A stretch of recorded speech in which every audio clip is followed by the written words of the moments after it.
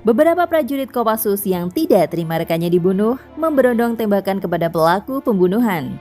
Peristiwa itu menjadi pertanyaan, apakah tindakan itu adalah kriminalitas atau bentuk kesetiakawanan? Simak dengan baik sepenggal kisah haru dari anggota Kopassus berikut ini. Tapi sebelum masuk ke pembahasannya, bagi kalian yang belum subscribe, silahkan subscribe dulu channel ini dan tekan like jika kalian suka dengan video-video seperti ini.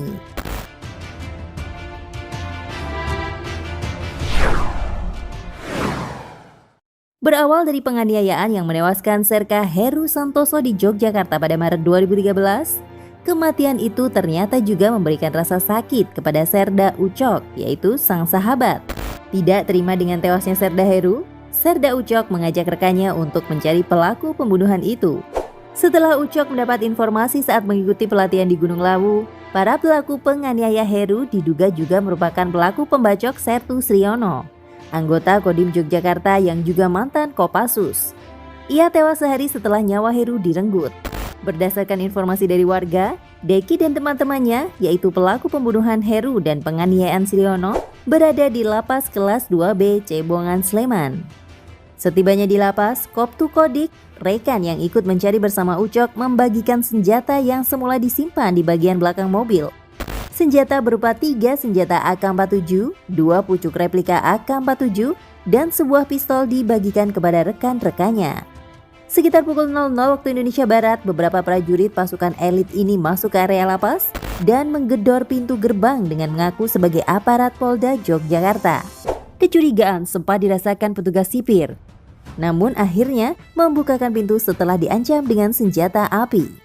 Gerombolan Kopassus ini kemudian masuk ke dalam bangunan lapas.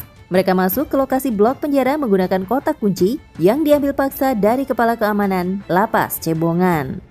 Ucok masuk ke dalam blok A5, sementara dua rekannya, Serda Sugeng dan Koptu Kodik, berjaga di luar. Melihat ada kelompok bersenjata masuk dan mencari Deki dan teman-temannya, 31 tahanan lainnya memisahkan diri. Sedangkan kelompok Deki yang menjadi incaran berdiri di sisi kanan. Ucok kemudian memberikan rentetan tembakan kepada para pelaku pembunuhan Serka Heru dan Sertu Sriono itu. Hingga akhirnya Deki dan kawan-kawan tewas di tempat.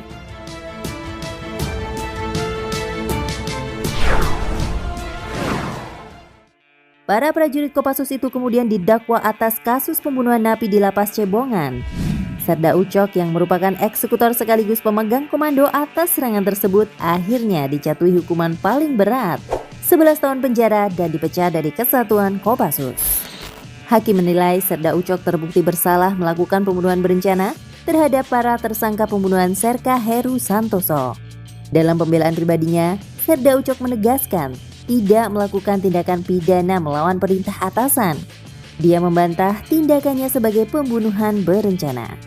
Tidak perlu menghambur-hamburkan peluru untuk Deki CS, tapi bisa menggunakan alat lain dan tidak memakai penutup wajah, sehingga tidak diketahui sipir dan orang lain, katanya.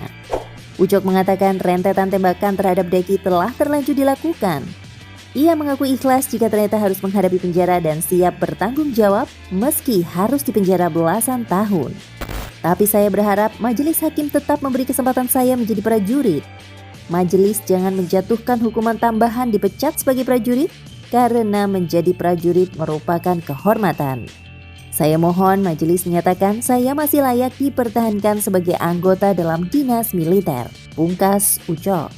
Silakan hukum saya, asalkan jangan dipecat dari TNI, katanya sambil berharap.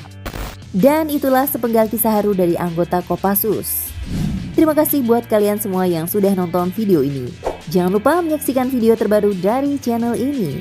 Terima kasih dan sampai jumpa di video selanjutnya.